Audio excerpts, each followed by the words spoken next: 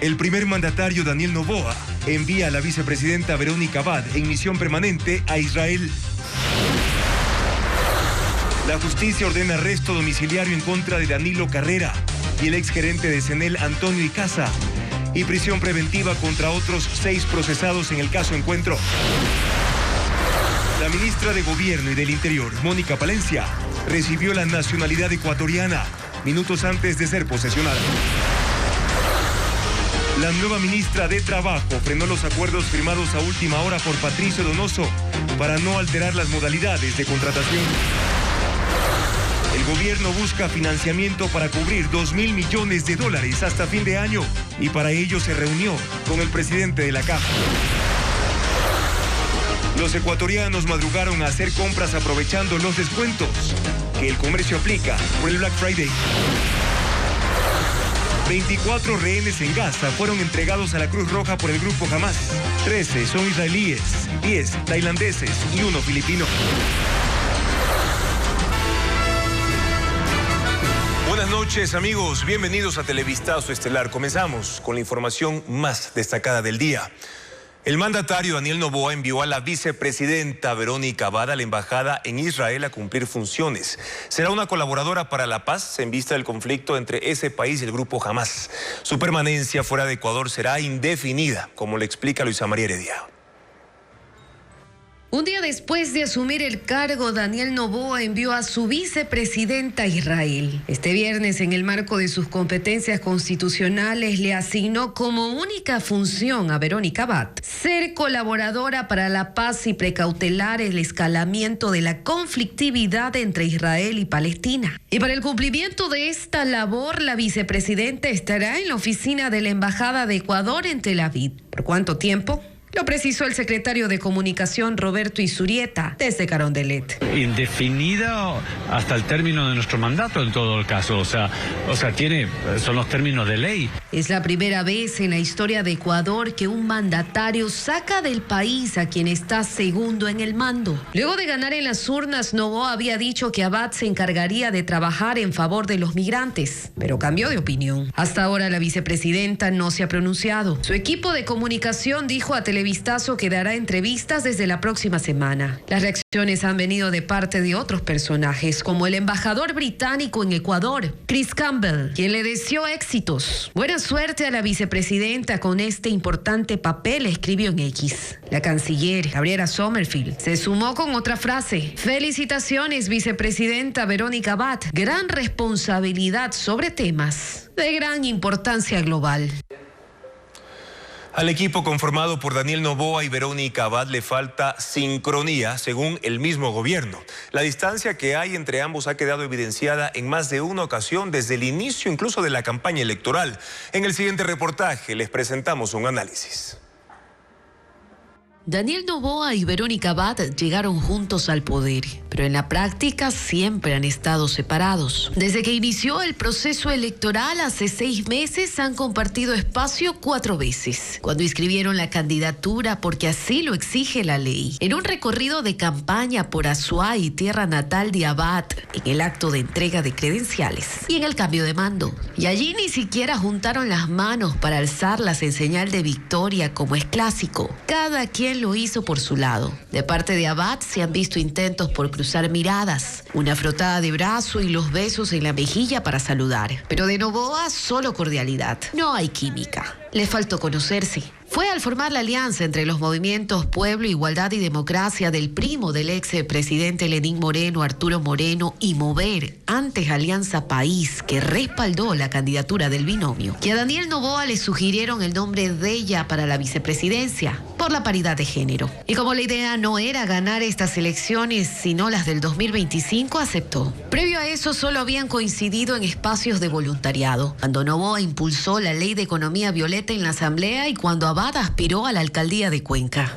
Desde el mismo gobierno se reconoce que hay lejanía, pero se la describe como una falta de sincronía y se justifica que luego de la posesión la vicepresidenta haya almorzado en un mercado y no en Carondelet con el mandatario, argumentando que su presencia es esencial solo en actos que tengan relación con la función que se le encomiende. Y la vicepresidencia Abad tiene bajo su cargo 109 funcionarios. 88 de ellos están con nombramiento y son empleados de Código de Trabajo. El presupuesto asignado para este año es de $3.096.449, pero el 87,8% se usa para el pago de la nómina. En octubre, en medio de la transición, Abad presentó un equipo propio conformado por 5 mujeres y un hombre. ¿Quiénes dijo? Eran sus asesores.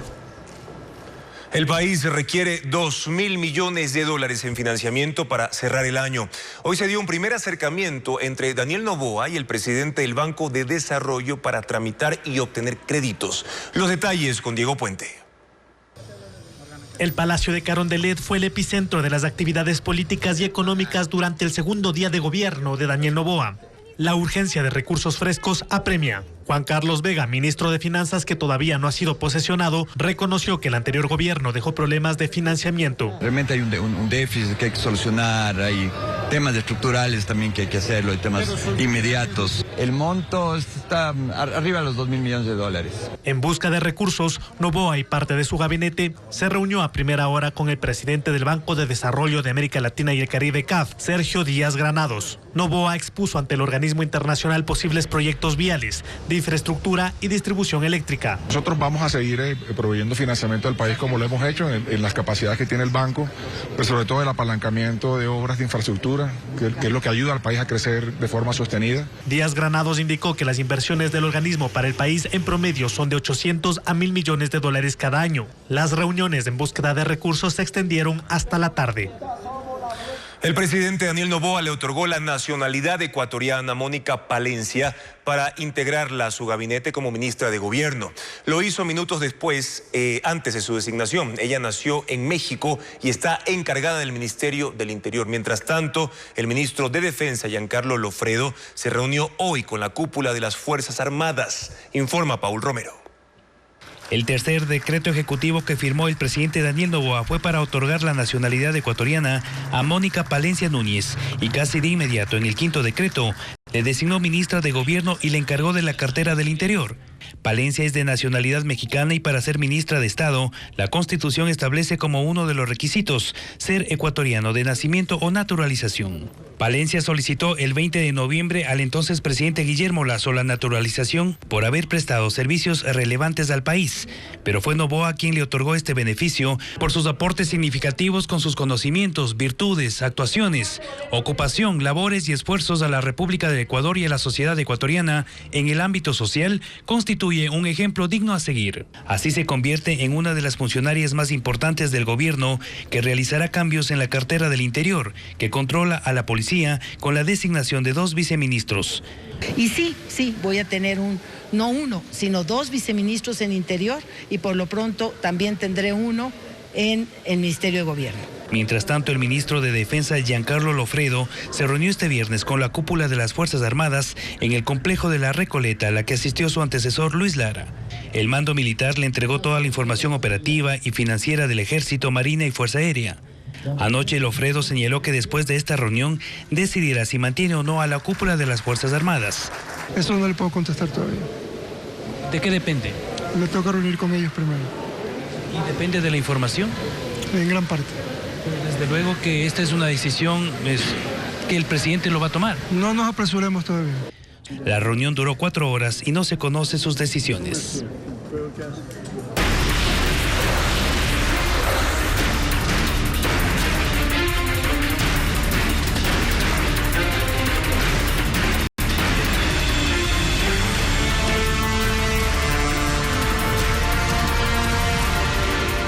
Información de última hora, el presidente Daniel Noboa hace pocos minutos dispuso al Ministerio del Interior la derogación de la tabla de consumo de drogas en un decreto presidencial. Según un comunicado de la Presidencia de la República, en el documento también se dispone a los Ministerios del Interior y de Salud Pública en el desarrollo de programas de información, prevención y control de consumo de estas sustancias. Se trata de una noticia en desarrollo. Danilo Carrera, cuñado del expresidente Guillermo Lasso, cumplirá arresto domiciliario. Desde hoy, él y otras 7 personas son procesadas penalmente por delincuencia organizada en el denominado caso Encuentro, como lo informa Fabiola Santana. Desde este viernes, Danilo Carrera, cuñado del expresidente Guillermo Lasso, y otras 7 personas son procesadas penalmente por el delito de delincuencia organizada en el denominado caso Encuentro. En la audiencia de formulación de cargos, el juez anticorrupción Renan Andrade dictó arresto domiciliario contra Carrera. La fiscal Luzmila Yugya formuló cargos con 28 elementos, como grabaciones de conversaciones telefónicas y personales entre los procesados. Según la autoridad, la investigación determinó la existencia de una estructura criminal integrada por funcionarios públicos y privados. Ubicó como cabecillas de la organización al cuñado de Lasso, Danilo Carrera, y a su amigo fallecido y presuntamente relacionado con la mafia albanesa, Rubén Cherres. Señaló que operaron en las empresas públicas valiéndose de su cercanía con la política. A ellos respondían Hernán Luque desde EMCO e Icasa desde la Corporación Nacional de Electricidad. Los demás procesados, según Fiscalía, direccionaban los contratos a cambio de réditos económicos. Otras gestiones de cargos para familiares y amigos de los cabecillas de la estructura se dieron en Ban Ecuador y el Servicio Nacional de Aduanas. La instrucción fiscal se extenderá 90 días. Israel logró con éxito la liberación de un primer grupo de rehenes que permanecieron 48 días secuestrados por milicianos de Hamás en la Franja de Gaza. De los 24 liberados, 13 son israelíes, 10 tailandeses y 1 filipino. Otras personas regresarán a Israel en el fin de semana mientras dura el alto al fuego de forma temporal. La imagen muestra el traslado de los rehenes israelíes por el sur de la Franja de Gaza. Van en vehículos de la Cruz Roja, organización a la que fueron entregados por miembros del grupo Hamás después de semanas de intensas gestiones diplomáticas. El proceso, que se extendió hasta la noche, es producto de 2 negociaciones independientes. Los 13 rehenes israelíes son parte del acuerdo negociado entre Israel y Hamás con la mediación de Qatar y Estados Unidos. Ahí están incluidas mujeres y niños, algunos integrantes de una misma familia. En cambio, conversaciones de Tailandia con Irán, Qatar, Egipto y el grupo Hamás permitieron liberar a otras 11 personas. Son trabajadores inmigrantes que no tienen nacionalidad israelí. Los rehenes cruzaron de Gaza a Egipto en ambulancias y de ahí fueron trasladados a un punto en la frontera con Israel para un trayecto en helicóptero hasta una base aérea. Esta liberación de rehenes se ha dado a cambio de la excarcelación de 39 presos palestinos que estaban en reclusorios en Israel. Se trata de mujeres y de adolescentes de entre 16 y 18 años acusados de provocar desmanes en enfrentamientos con la policía de Israel en Cisjordania. En territorio palestino hubo festejos por su liberación. Today's release are the start of a process. El presidente de los Estados Unidos, Joe Biden, quien ha participado en las negociaciones, dijo que lo de hoy es solo el comienzo, que habrá más rehenes liberados, pero que aún no sabe cuándo saldrán los estadounidenses con ascendencia israelí que están en poder de Hamás.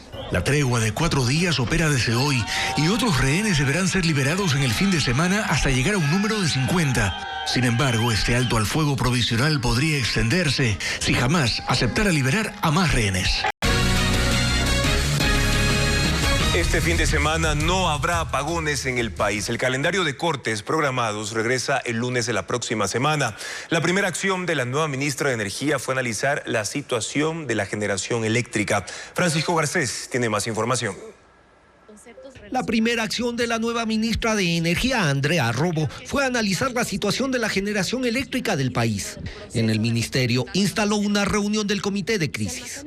Informó que se analizó la situación, las gestiones hasta el momento realizadas por la Corporación Eléctrica del Ecuador y la importación de energía desde Colombia. Y dio a conocer que en la cita participaron también la ministra del Ambiente, Sade Fritzsche, y quien en las próximas horas será oficializado como ministro de Finanzas, Juan Carlos Vega. Al tiempo en que se producía esta reunión, las empresas eléctricas del país empezaron a difundir los horarios de los próximos cortes de electricidad dentro del plan de racionamientos. El fin de semana no habrá apagones. Se retomarán desde el lunes con la duración previamente establecida en cada ciudad y sector.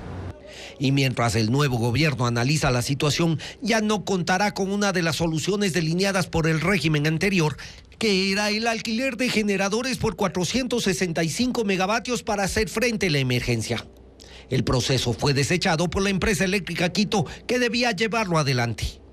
A la par, desde Corea fueron embarcados los primeros 8 generadores comprados por CELEG en ese país. Son parte de un grupo de 32 que fueron adquiridos con un presupuesto de más de 58 millones de dólares. Los equipos llegarán al país la última semana de diciembre y serán instalados en la central termoeléctrica Quevedo, en donde empezarán a funcionar recién en febrero para aportar al país con algo más de 13 megavatios. Solo cuando los 32 generadores comprados estén en funcionamiento a plena capacidad, el país podrá aumentar su generación en 54 megavatios. Pero eso no sucederá antes del primer trimestre del próximo año, cuando se prevé que esté concluyendo el estiaje que actualmente afecta al país. Los representantes de trabajadores y empleadores se reunieron este viernes para retomar el debate sobre el monto del salario básico para 2024.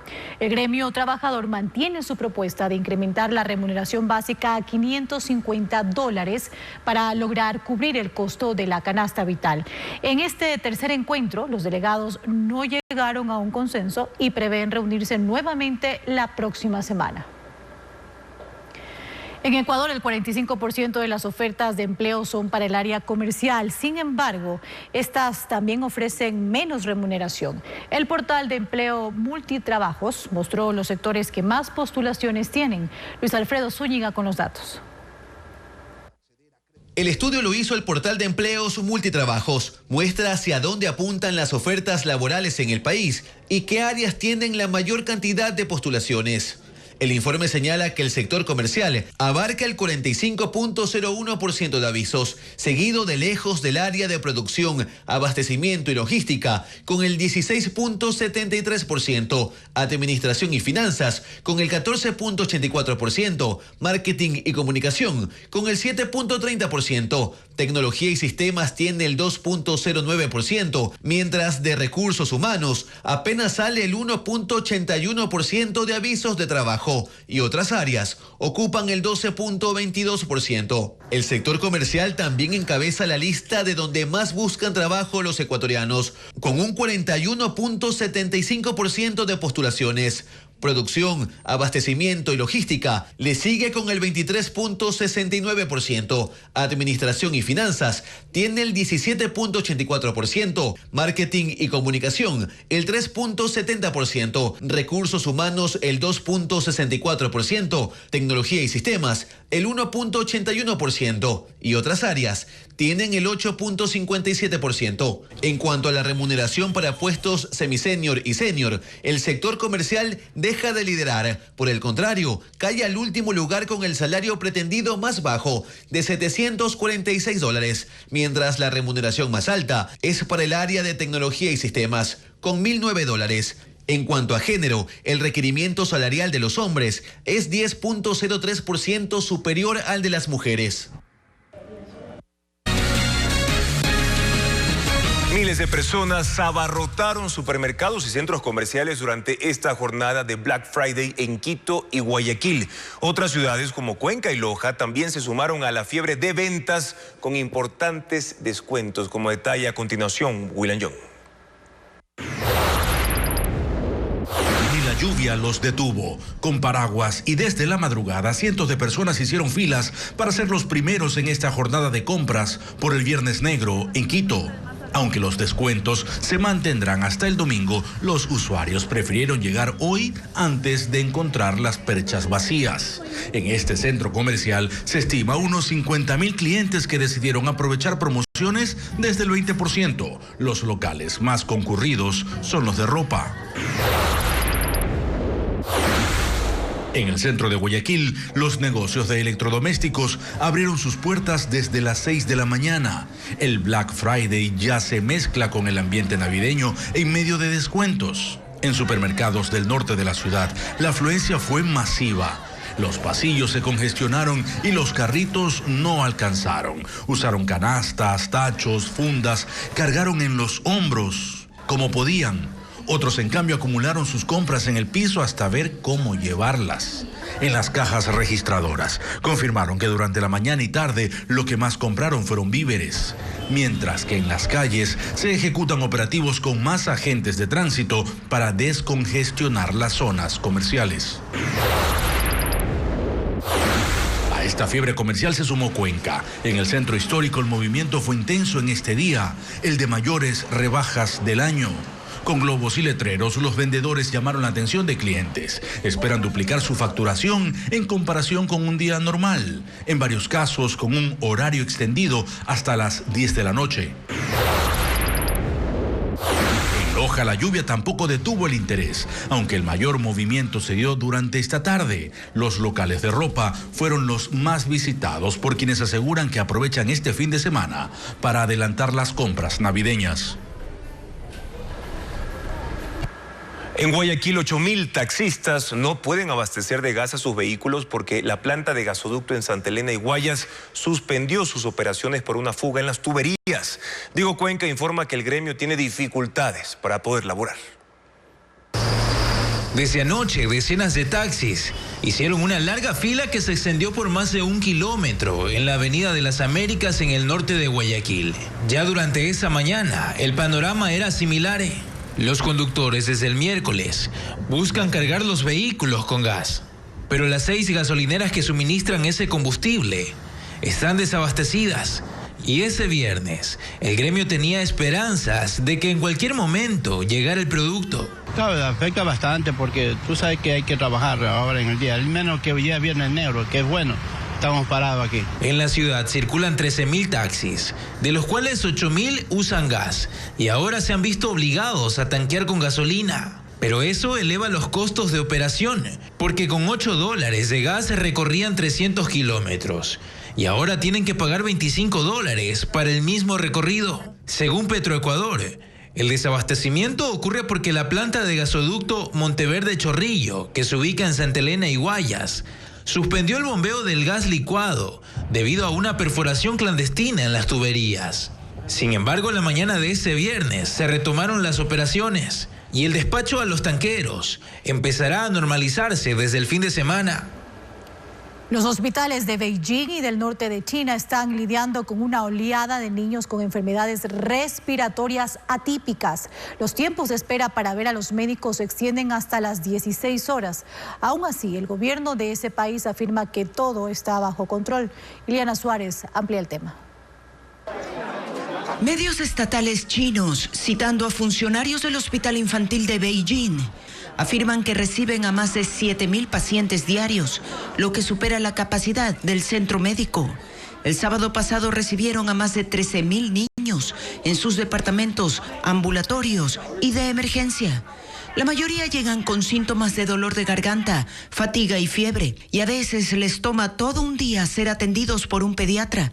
Esta situación se replica en otras ciudades del norte de China por innumerables casos de enfermedades respiratorias. El gobierno dice que este incremento coincide con el levantamiento total de las restricciones de COVID-19 y el clima frío en la región, pero no hay circulación de patógenos inusuales y que tampoco hay muertos por estos casos. Varios organismos internacionales piden monitorear lo que ocurre en China, pues el gobierno no ha revelado hasta ahora cifras oficiales de contagios. En Irlanda, 34 personas fueron detenidas por disturbios tras un ataque con cuchillo que dejó 5 heridos. Las protestas comenzaron cuando los manifestantes descubrieron que el agresor era de origen argelino. Las calles de Dublín fueron vandalizadas por grupos violentos. Un bus, un tranvía y varias patrullas de la policía, junto con vehículos particulares, fueron incendiados en una noche de violencia. Incluso hubo saqueos. 400 policías fueron desplegados por el centro de la ciudad. El caos se desató tras un ataque con cuchillo que dejó heridos a 3 niños y 2 adultos, y los manifestantes atribuyeron la agresión a un inmigrante argelino, desatando su furia contra los indocumentados. La situación fue controlada luego de varias horas. Hay 34 detenidos. El gobierno irlandés condenó el extremismo con el que actuaron los manifestantes y dijo que lo ocurrido es una vergüenza para el país.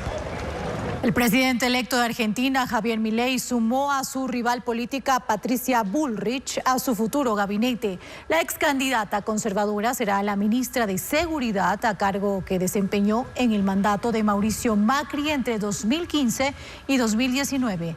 Bullrich mantuvo fuertes enfrentamientos con Milei durante la campaña presidencial, pero le dio su apoyo para la segunda vuelta luego de quedar fuera de la contienda.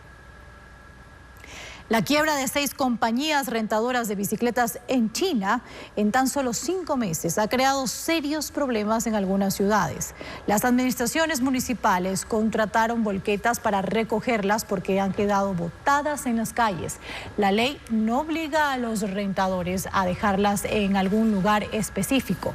Centenares de miles de bicicletas están acumuladas en terrenos baldíos como si se tratara de cementerios gigantes. Solo en Beijing hay 2.5 millones de bicicletas alquiladas. Este viernes falleció el empresario y político guayaquileño Alfredo Adum Siade a sus 71 años tras luchar contra un cáncer. Lo confirmaron sus familiares.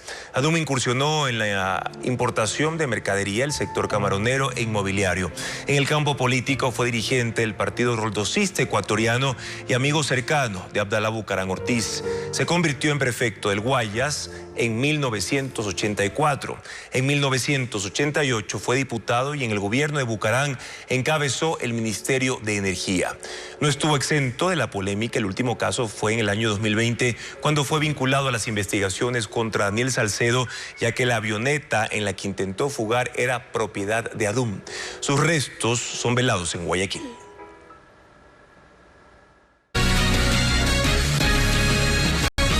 No habrá cambios laborales en Ecuador. La nueva ministra de Trabajo dispuso que se suspenda la publicación en el registro oficial de los acuerdos ministeriales que expidió el gobierno saliente. Ya fueron eliminados del sistema y en los próximos días serán derogados por considerar que atentan contra los derechos de los empleados. Luisa María Heredia con el informe. Con un oficio enviado este viernes por el Ministerio de Trabajo, se dispuso la suspensión de la publicación en el registro oficial de los 6 acuerdos ministeriales que emitió Patricio Donoso a solo 2 días de dejar la titularidad de esa cartera de Estado y que fueron cuestionados por considerar que varios de sus planteamientos, como el de establecer una jornada laboral diaria de hasta 12 horas sin que se excedan las 40 semanales, van contra lo que establece el Código de Trabajo. Fue la primera decisión que tomó la nueva ministra de Trabajo, Ivonne Núñez, quien esta tarde contó a Televistazo que lo siguiente que hará es derogarlos, porque no se puede distorsionar la jornada atentando contra los derechos de los empleados. Es la razón constitucional y legal que por escrito alegará. La funcionaria señaló que con eso no se logrará la contratación de más trabajadores, sino que se desplazará mano de obra. Ese criterio lo expuso durante una reunión con el Consejo Nacional de Trabajo y Salarios en la mañana. La cita fue para intercambiar información técnica sobre las propuestas para fijar el sueldo básico del 2024. Los asistentes aprovecharon para hacerle conocer su preocupación. Una muy buena señal del actual gobierno que inició el día de ayer, de avanzar en el respeto de los derechos laborales. Pasadas las 3 de la tarde, el registro oficial vía mail confirmó que la documentación, es decir, los 6 acuerdos ministeriales, ya fueron dados de baja en el sistema. Ecuador perdió el último recurso que tenía para impugnar la millonaria demanda que ganó Chevron en 2018. Ahora el fallo internacional queda en firme. La Procuraduría General del Estado está a la espera de que se fije el monto que el país deberá pagar, como lo explica en el siguiente informe Jacqueline Rodas. Por decisión de la Corte Suprema de Países Bajos, queda en firme el fallo internacional de agosto de 2018, que condenó a Ecuador por violar el Tratado Bilateral de Inversiones en el caso Chevron. Los magistrados rechazaron el último recurso que se tenía y ahora solo se espera que se fije el monto millonario que deberá pagar el país. Este litigio empezó en 2009 durante el gobierno de Rafael Correa. Chevron presentó una demanda alegando prácticas corruptas en la decisión de un juez de Lago Agrio que emitió una sentencia local ordenando a la compañía que indemnice con $9.500 millones a los pobladores de la Amazonía, quienes lucharon por más de 20 años para conseguir reparación por la afectación que sufrieron producto de la contaminación petrolera. La decisión se revirtió a favor de Chevron en la justicia internacional y ahora es Ecuador quien deberá indemnizar a la empresa estadounidense. El procurador anterior, Íñigo Salvador, dijo que el Estado deberá señalar a los responsables para que devuelvan el dinero mediante una acción de repetición. La Procuraduría actual, en un comunicado, informa que esperan el laudo con el monto a cancelar para analizar acciones. Chevron también reaccionó. Desde su sede indican que están satisfechos con la decisión de la Corte neerlandesa y recalcan que su predecesora Texaco sí remedió los daños ambientales antes de dejar el país y que cualquier consecuencia posterior es responsabilidad de la petrolera estatal. Ahora, el presidente Daniel Noboa hereda 5 laudos internacionales, incluido Chevron, que puede representar pagos millonarios durante su gobierno. Veamos cuáles son. El presidente Daniel Noboa hereda 5 laudos internacionales por demandas presentadas en contra del Estado en años anteriores. Tiene que realizar el último pago de los $374 millones que Ecuador debe a la petrolera francesa Perenco, tras perder un litigio que empezó en 2008, luego del decreto 662 firmado por Rafael Correa, que cambió las condiciones de los contratos y dispuso que las compañías entreguen al Estado el 99% de sus ganancias extraordinarias. También debe pagar $48 millones a la farmacéutica estadounidense Merck Sharp & Dohme, que inició un arbitraje en el año 2011, acusando a Ecuador de denegación de justicia por fallos locales en su contra en un juicio privado por la venta de una planta de medicamentos. El tercer caso que perdió el Estado es Chevron, en el que el Tribunal Internacional está por fijar el monto de la indemnización. Se teme que llegue a cientos de millones de dólares. 2 laudos más están en curso, pendientes de resolución. Uno planteado en 2019 por la firma australiana Worley Parsons, que gerenció el fallido proyecto de la refinería del Pacífico y reclama una reparación por inversiones perdidas. El último es AECOM Group, que demandó al Estado en 2018 alegando que se violó el Tratado Bilateral de Inversiones con Canadá al imponerle impuestos que a su criterio eran ilegales.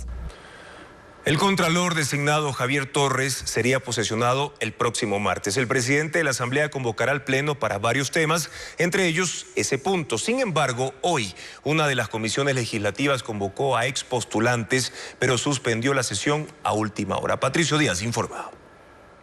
Han pasado 17 días desde la designación del contralor y recién la próxima semana podría asumir funciones. El Consejo de Participación Ciudadana informó a la Asamblea que Javier Torres era el ganador del concurso cuando los legisladores aún no se posesionaban. Luego de que ya se superó la sesión de instalación y el cambio de mando, el presidente del Legislativo, Henry Kronfle, convocará una nueva sesión del Pleno el próximo 28 de noviembre. Ese día se resolverán varios puntos entre la mañana y tarde. Uno de ellos sería la posesión del contralor. Lo confirma uno de los miembros de su bancada, Guido Vargas. Afirmativo, y está ya en agenda, son temas que se han tratado, temas que se van a hacer efectivos. La designación del contralor Javier Torres ha recibido varias acciones de protección, unas resueltas y otras pendientes, entre ellas la presentada por el postulante Juan Falconi Puig, quien argumenta que fue perjudicado en sus calificaciones. La Asamblea, de todas formas, cumpliría con la posesión del funcionario. Es algo imperioso, algo que estamos esperando, y creo que ya los resultados están proclamados y esos resultados se respetan, por lo tanto, esto se tiene que dar. Sin embargo, en cuanto al proceso de designación del contralor, desde el correísmo parecen no estar convencidos del todo. El presidente de la Comisión de Participación, Patricio Chávez, de esa organización política, convocó una sesión de su mesa para este viernes, precisamente sobre el concurso, e invitó a 2 expostulantes y al consejero Augusto Verduga, conocido en su campaña como parte de la Liga Azul, cercana a la Revolución Ciudadana. Pero a horas de la cita, la sesión fue suspendida sin que se conozca la razón. Esto no influye tampoco en la decisión del presidente de la Asamblea de convocar al Pleno para la posesión del funcionario.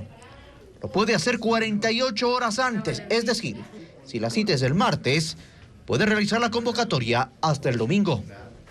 En Galápagos, 3 colombianos fueron capturados cuando transportaban 5 toneladas de droga en un semisumergible. Diego Cuenca describe el operativo. La operación se llamó Delfín y fue ejecutada en la zona exclusiva de Galápagos, a 150 millas náuticas de la isla San Cristóbal.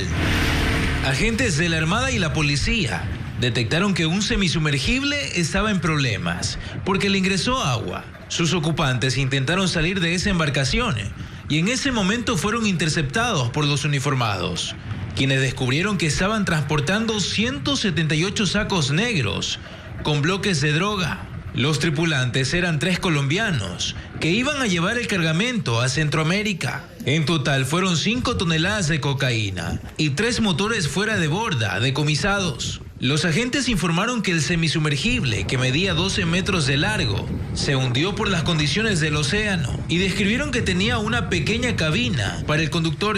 Ese último decomiso se registró en la misma zona donde el domingo pasado los guardacostas detectaron una lancha con 122 fusiles y 48 pistolas. En Quito se registró una balacera en los exteriores de un conocido centro comercial en la parroquia Cumbayá. En el ataque armado murió un... En Machala, cerca de las 3 de la madrugada, 2 agentes fueron atacados a tiros mientras estaban dentro de un patrullero en el centro de la ciudad. Según información policial, los uniformados habían acudido al sitio para desalojar a un hombre que hacía escándalo en la vía pública, pero minutos después fueron interceptados por 4 delincuentes a bordo de 2 motos, quienes les dispararon. El conductor del patrullero, identificado como el cabo primero Edison Jaramillo, fue trasladado hasta el hospital Teófilo Dávila, donde falleció horas después. Se confirmó que hay 4 detenidos. El expresidente Guillermo Lasso firmó el indulto para 88 presos. Diego Puente informa cuáles fueron los requisitos para acceder a este beneficio. Con un decreto ejecutivo de última hora, el entonces presidente Guillermo Lasso indultó a 88 presos, especialmente de Guayaquil y Latacunga, donde se registra mayor hacinamiento. El decreto ejecutivo 949 fue firmado el miércoles. Recoge un informe del Servicio de Rehabilitación Social en el que se recomienda poner en libertad a los presos por razones humanitarias. El indulto se entregó exclusivamente a personas con enfermedades catastróficas como cáncer, SIDA, tuberculosis, insuficiencia renal crónica, tumores y malformaciones cardíacas, entre otras patologías. También a quienes tenían cuidados paliativos. Los indultados son privados de la libertad que no cometieron delitos graves y que ya tenían sentencias condenatorias ejecutoriadas. Además, no debían tener otros procesos penales pendientes y acreditaban buen comportamiento. Los datos fueron confirmados por Fausto Cobo, quien continúa como titular del Centro de Inteligencia Estratégica y encargado del Servicio de Rehabilitación Social. En julio de este año, el expresidente Lasso había indultado a 146 privados de la libertad.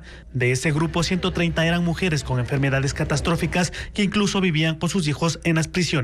En 2022 el gobierno se había planteado la meta de indultar a cerca de 5.000 presos para reducir el hacinamiento, que es una de las causas para la violencia carcelaria. Al final, el beneficio se extendió a 234 privados de la libertad. En Morona, Santiago, 27 viviendas resultaron afectadas en 2 cantones por los fuertes vientos registrados entre el jueves y viernes. La Secretaría de Gestión de Riesgos señaló que el poblado de Tayuza, del cantón Santiago de Méndez, es el más perjudicado. Las ráfagas de viento desprendieron los techos de 22 casas y también provocaron daños en una iglesia, mientras que los otros 5 inmuebles perjudicados se ubican en la parroquia Bomboiza del cantón Gualaquiza. En el lugar se organizó una minga. 11 puentes tipo Bailey están abandonados en 4 provincias. Sus estructuras pueden servir para atender emergencias en caso del aumento de caudales de ríos o deslaves por el fenómeno del Niño. Diego Puente con el informe. Llevan 5 y hasta 10 años abandonados. Están a un lado de las vías principales, deteriorándose. 9 puentes Bailey y 2 peatonales están listos para ser desmontados por el Ministerio de Transporte en Cotopaxi, Manabí, El Oro y Zamora Chinchipe. Durante años no se los había retirado a pesar de que ya se habían construido nuevos. Los puentes Bailey son metálicos. Se arman con rapidez por módulos. Su característica es la facilidad para montarlos y desmontarlos. Se usan de forma emergente cuando una crecida de río o un deslave arrasa los puentes de concreto. Soportan grandes pesos. Este puente sobre el río Palanda tiene 60 metros. Es el más largo de todos. Hoy ya no se lo utilizará por la inauguración de la nueva estructura. Sus placas de acero por donde pasan los carros lucen desgastadas, al igual que sus bases. El ministerio indica que se lo desmontará para luego intervenirlo en sus talleres. De los 11 puentes, 5 están en buenas condiciones. El estado del resto varía entre regular y malo. Esas estructuras serán retiradas y llevadas a las bodegas del ministerio en distintas provincias. Serán utilizadas en casos de emergencia viales, sobre todo por daños provocados por las intensas lluvias previstas por el fenómeno del Niño.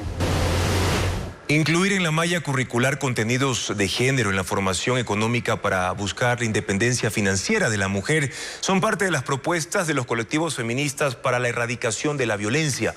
En lo que va del año, 513 mujeres han sido asesinadas, según el Consejo de la Judicatura. Vanessa Robles amplía.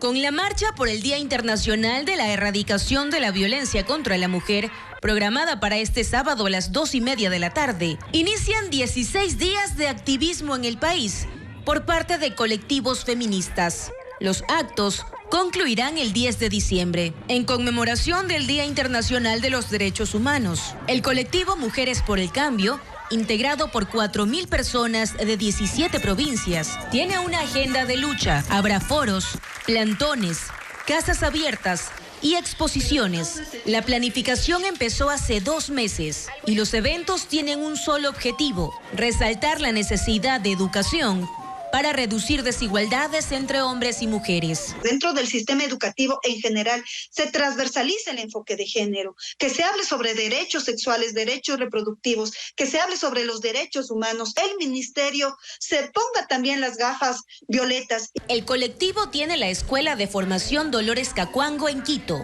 150 mujeres este año ya se han convertido en líderes barriales y acompañantes de quienes han sufrido agresiones. Mientras que en Guayaquil, la Fundación Hogar de Cristo, en cambio, para estos 16 días, se enfocará en la independencia económica de la mujer. 1.432 de ellas ya lo han conseguido. Otras actividades incluso ya arrancaron este viernes. En Babahoyo, esta tarde se desarrolló un foro para generar sensibilización. Asistieron 600 mujeres.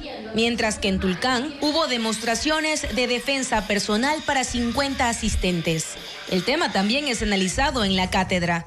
La Universidad de Ecotec en Guayaquil desarrollará un cineforo sobre violencia basada en género el próximo miércoles.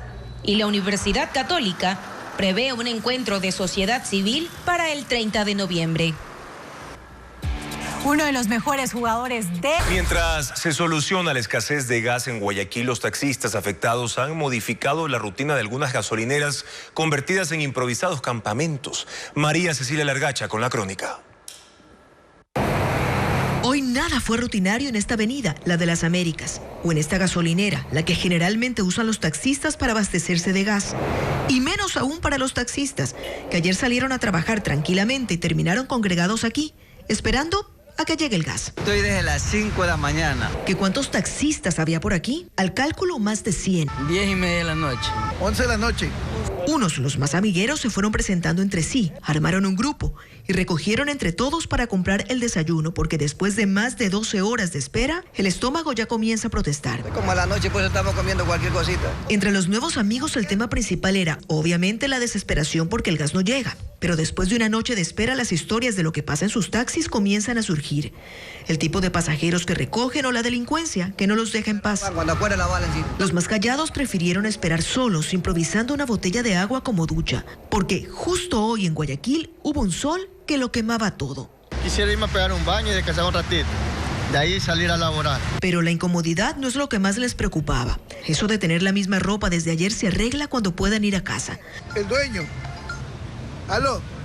Lo que más les amargó el día es que los dueños de los carros les cobran la guardia, hayan trabajado o no. Claro, toca pagar la guardia. ¿Cuánto es? $25. Esta no era la única gasolinera en la que los taxistas esperaban. Había otras, pero ubicadas en lugares con más delincuencia. De la entrada de la 8. Uy, no, ya no me quedo ni regalado. Aquí dicen que se sentían más protegidos porque al menos pasa la policía. Aquí había dónde comer, dónde ir al baño. Una espera con sabor a campamento improvisado que solo se acaba con la llegada del gas. En 2021, 100 productores quichuas de Pastaza decidieron cultivar árboles de achiote como una alternativa a la deforestación.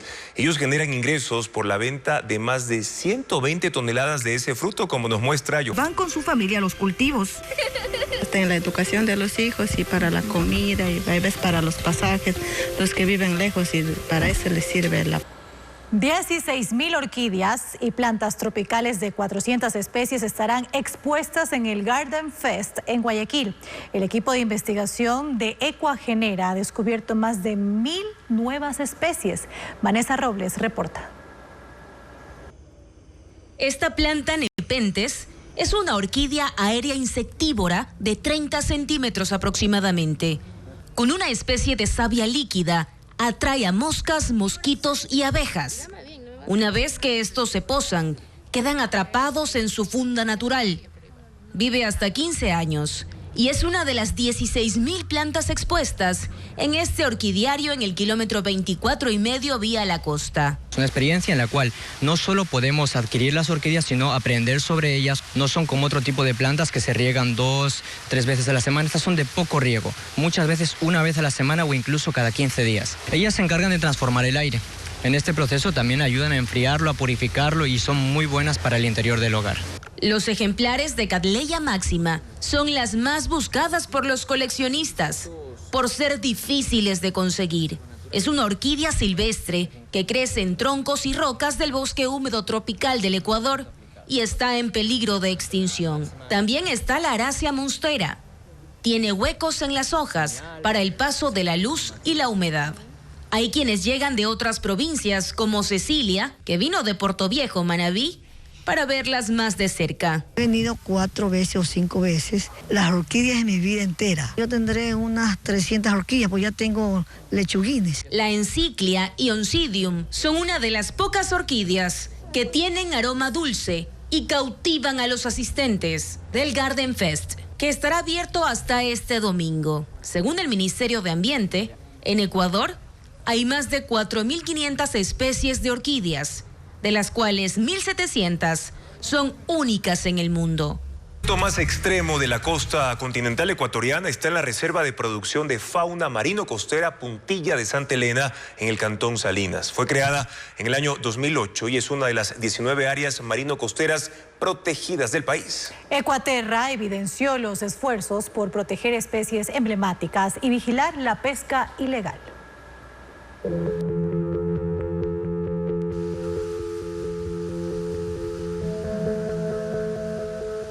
La Reserva Puntilla de Santa Elena alberga uno de los lugares más populares de la costa ecuatoriana, la Chocolatera.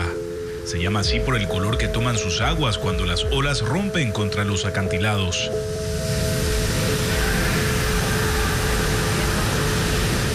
Hasta 300.000 turistas al año visitan esta área protegida, hogar de cerca de 50 especies de animales, entre ellas aves, peces y crustáceos. Corretean entre basura oceánica arrastrada a las playas, que también dificulta el camino a otras especies pequeñas como las tortugas bebé. Octubre, noviembre y diciembre son los meses donde mayor cantidad de anidación de tortugas registramos en esta playa, ¿no? Puedes observar cómo está llena de basura y es una playa que fue intervenida hace 2 días. Con voluntarios hicieron limpieza de playas. Sin embargo, es un claro ejemplo de lo que es la basura marina, ¿no? Una playa donde no hay actividad turística, pero sin embargo recibimos mucha basura arrastrada por corrientes como tal, ¿no? Las fundas, al momento de llegar al mar, se tornan como, simulan una medusa, y las tortugas se alimentan de las medusas y se comen estas fundas plásticas. Y comúnmente vemos tortugas varadas, producto de estas fundas.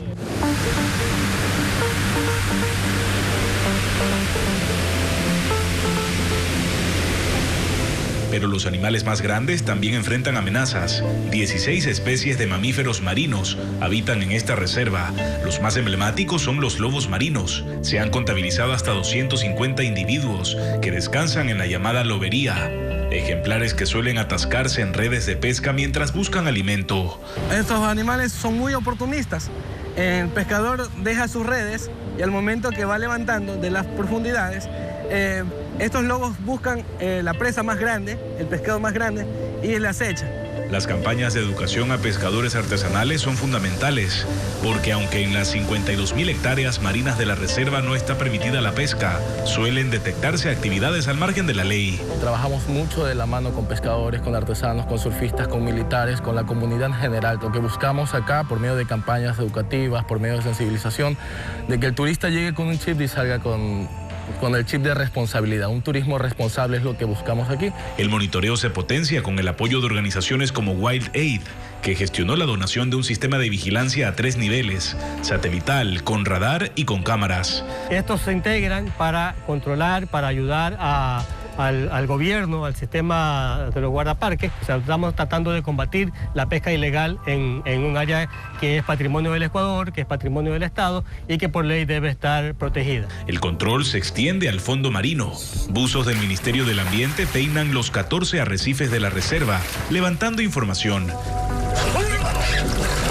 Y marcan a tortugas marinas. Esta tenía 1 metro de diámetro y pesaba 150 libras.